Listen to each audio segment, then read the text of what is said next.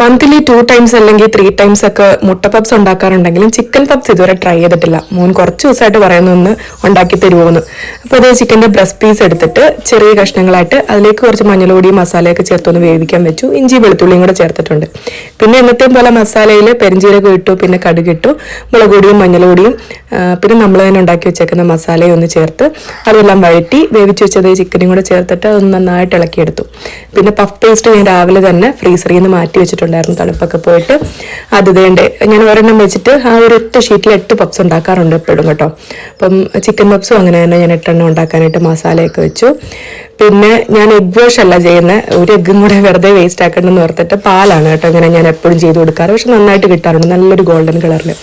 Pre heat ചെയ്ത ഓവനാണ്. അതിലേക്ക് ഞാൻ ഒരു 180 ഡിഗ്രി സെൽഷ്യസിൽ 21 മിനിറ്റ്സ് വെച്ചു കേട്ടോ. അപ്പോൾ അത് ഇങ്ങനെ ആയിട്ടുണ്ട്. ഞങ്ങൾ നന്നായിട്ട് കഴിച്ചു, ഇഷ്ടപ്പെട്ടു. ട്രൈ ചെയ്ത് നോക്കും കേട്ടോ.